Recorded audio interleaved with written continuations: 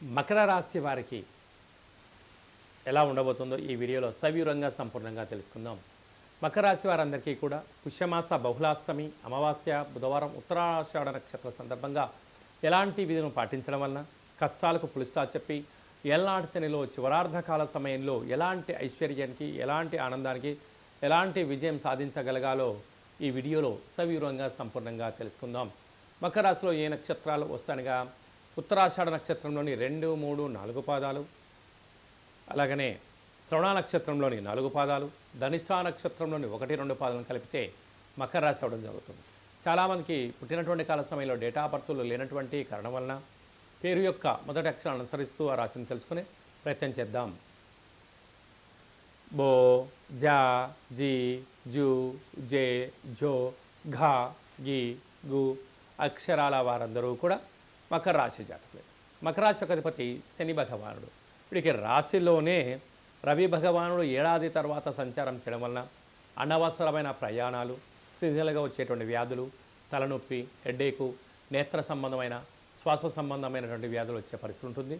కనుక సకాలంలో తిండి, సకాలంలో నిద్ర, ముద్ర, సూర్య నమస్కారం చేయడం, ఏకాగ్రత ఉండడం వలన ఇలాంటి వ్యాధుల నుంచి బయటపడి సంపూర్ణమైన ఆయురారోగ్యాలను వీరు సొంతం చేసుకుని పరిస్థితి ఉంటుంది.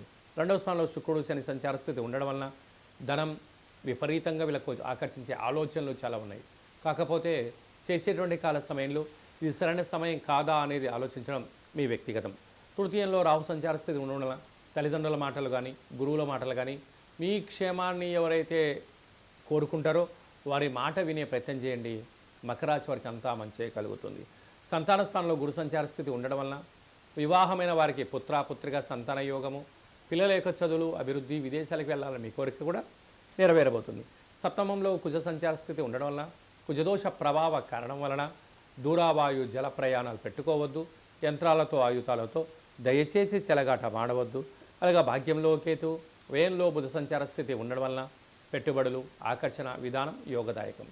ఒక కొబ్బరికాయతో నారికేల దీపాన్ని ఇంట్లో పెట్టుకొని కాళభైరస్వామిని స్మరణ చేసి రెండవ రోజు ప్రవహించే నీటిలో కానీ తెల్లజిల్లుడు వృక్షం దగ్గర పెట్టి రాగలిగినట్లయితే సకల దుష్టగ్రహాలు, యంత్ర మంత్ర తంత్ర పరమైన దోషాలు, నరదృష్టి దోషం తొలగిపోతుందని చెప్పి గమనించాలి.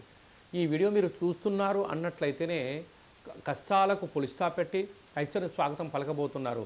కనుక కాళభైరవ స్వామిని స్మరణ చేసే సమయం ఆసన్నమైందని చెప్పి గుర్తుపెట్టుకోగలాలి. శని భగవానుడు పోతూ పోతూ రాజ్య పట్టాభిషేకాన్ని ఇవ్వబోతున్నాడు. కనుక కాళభైరవ స్మరణ చాలా మంచిదని చెప్పి కూడా గుర్తుపెట్టుకోగలాలి. డాక్టర్లు, సాఫ్ట్వేర్లు, రియల్ ఎస్టేట్ వ్యాపారస్తులు, నీటి వ్యాపారాలు, జిమ్ సెంటర్లు అలా నడిపించేటువంటి వ్యవసాయ సోదరి మండలకు కూడా ఈ ప్రక్రియ చాలా అవసరమని చెప్పి కూడా గుర్తుపెట్టుకోగలగాలి.